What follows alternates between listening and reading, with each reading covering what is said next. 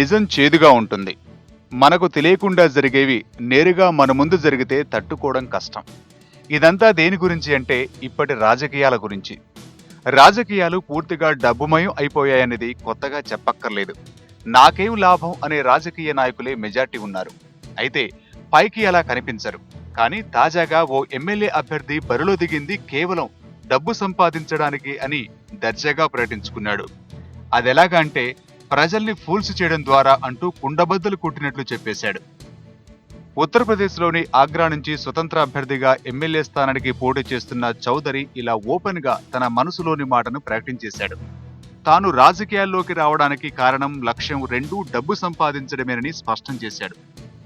ఇదే విషయాన్ని ఆయన తన ఎన్నికల ప్రచారంలో కూడా చెప్పేశాడు. ఇంతకీ తనకు స్ఫూర్తి ఇచ్చింది ఎవరూ కాదు, సాక్షాత్తు ప్రధానమంత్రి నరేంద్ర మోడీ అని చౌదరి తెలిపాడు.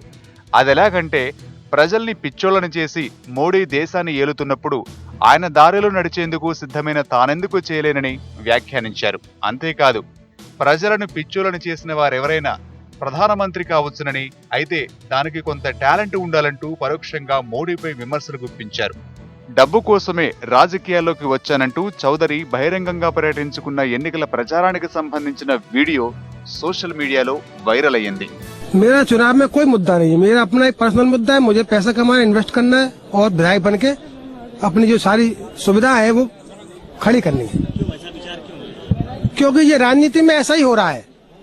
राजनीति में जो आता है पैसा कमाता है, अपना घर भरता है, ऐसा मैं भरूंगा।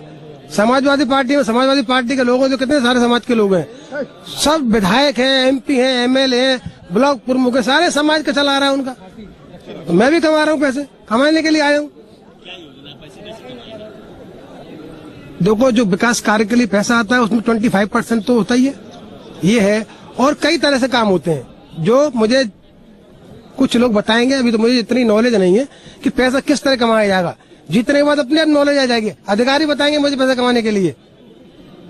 क्या जनता जो नेता बने हैं उनको बेवकूफ वगैरह बनाया? भाई इतना बड़ा हिंदुस्तान में 125 करोड़ जनता को बेवकूफ बना के कोई बंदा प्रधानमंत्री बन जाता है तो उसमें कोई ना काबिलियत तो होगी जनता को बेवकूफ बनाने की। तो मैं भी बेवकूफ बनाऊंगा। अब मेरा दिमाग बेवकूफ बनाने यहाँ से नामोनिशन फाइल करके अब मेरा दिमाग बेवकूफ किस तरह बनाया जाएगा जनता को, और वोट किस तरह हमें लिया जाएगा जनता से, तो मैं सोचूंगा, दिमाग लगाऊंगा अपना। आप किसको बेवकूफ बनाएंगे? 88 जनता को, 88 विधानसभा, दक्षिण विधानसभा की।